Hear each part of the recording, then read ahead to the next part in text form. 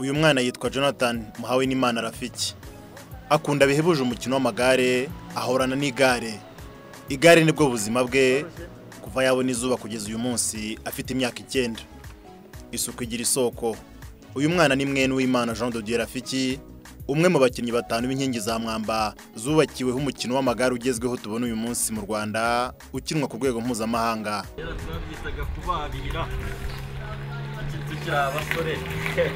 Rafiki yakiniye ikipe y'igihugu mbere yuko ahagarika. Ubu akaba kanika by'umwuga amagare akinishwa amasiganwa mu kigo mpuzamahanga cy'umukino w'amagare cya Musanze kizwi nka Africa Rising Cycling Center, ari naho twasanze uyu muhungu we. Ni kubera navutse papa nyongi igare, niga kunyonga igare numva ndikunze. Nabitangiye mfite imyaka 5. Avuga ngo ngomba kumusimbura ko nawe yabigiyemo. Ubuhanga bwo gutwara igare uyu mwana afite, ubwenge afite mu buzima busanzwe ndetse n'igikundiro byamuhesheje igare nk'impano. Narikuye ku bantu bubatse umuhanda wa mountain bike hano inyuma y'ikigo ku anniversary yanjye bararima n'Imana. Kera ngifite imyaka 6. Reka kundi igare ni mu gihe kuko yabaye kenshi mu kigo cy'imyitozo mu Kinigi, akura abona bakabuhariwe mu mukino w'amagare mu Rwanda, bakamuganiriza byinshi kuri uyu mukino, gusa muri bose yikundira uyu. Nyamara Valence kubera yatsinze amakuru si benshi, anakina neza kandi agakina no mu makipe yo hanze. Bitandukanye nuko we na benshi mu bakina uyu mukino w'amagare bawinjiyemo bigoranye. Ndayisenga Valence asanga uyu mwana afite byose ngo azaba umukinnyi w'amagare ukomeye, dore ko amaze imyaka myinshi amuzi. Uyu mwana ni umunyamahirwe kuko papa we yanakoze umwuga wo gutwara amagare. Rafiki ni umuntu wakinnye amagare hano cyane mu Rwanda, arazwi,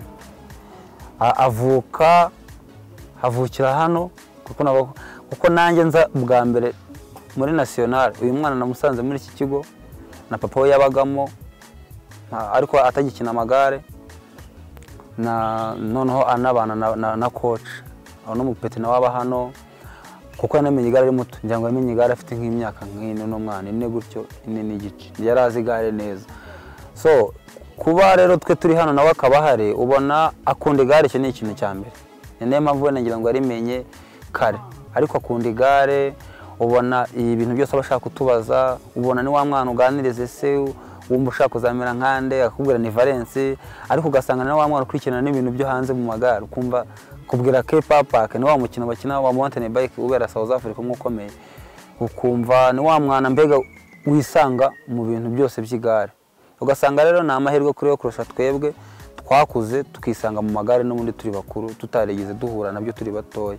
Ugasanga rero afite amahirwe menshi, rero no kumubona uyu murabibona nta kintu kizatuma atatwara igare.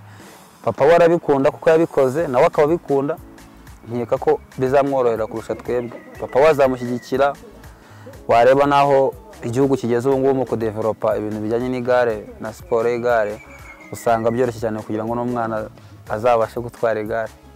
Afite chance kandi ndabona arabimerita. Jonathan akurikiranira bya hafi amasiganwa mpuzamahanga, ndetse usanga abazi benshi mu bakinnyi bakina uyu mukino ku rwego rw'isi. Kiss from Contador. Aba akunze kubabona kenshi iyo bakina isiganwa rya mbere ku isi, Tour de France, idashobora kumucika kuko buri mwaka yireba kuri televiziyo. Inzozi afite zikaba ari ukuzayikinira ubwe. Ndimba naje na ku rwego nakina na Tour de France. Ndayisenga Valence watwaye Tour du Rwanda 2, asanga uyu mwana akwiye gukurikiranwa hakiri kare, agahabwa ibyangombwa ukagenda kura kugira ngo azabe ingimbi yarateguwe neza. Ise arasabwa kumushakira igare paka igihe azatangira gukina hano mu Rwanda, kuko nta kategori z'abana zihari. Ariko nagira mu myaka 10 agifite igare, azaba isaza agerageza kumujyana mu muhanda amutoze. amutoze 10, 11, 12, 13 azahita atangira gukina kuko urabona hano mu Rwanda hari abana b'imyaka 13 batangira bagakina ubona atangira gukina muri 13 noneho se azareba icyo akeneye mu bintu bijyanye n'imirire amufasha mu bijyanye n'imirire kugira ngo akomere ashake imbaraga hama yinjiye muri competition. Iyo umurebye usanga uyu mwana ibyo byose abyiteguye gusa ngo hari icyo asaba se kumfasha tukanyongana rimwe na rimwe anyigisha uko bajya mu muhanda. Bandayisenga Valence, Bansengimana Jean Bosco na Bareruya Joseph n'abandi benshi bakomeye mu mukino w'amagare mu Rwanda ntabwo babashije kugera kure mu mashuri.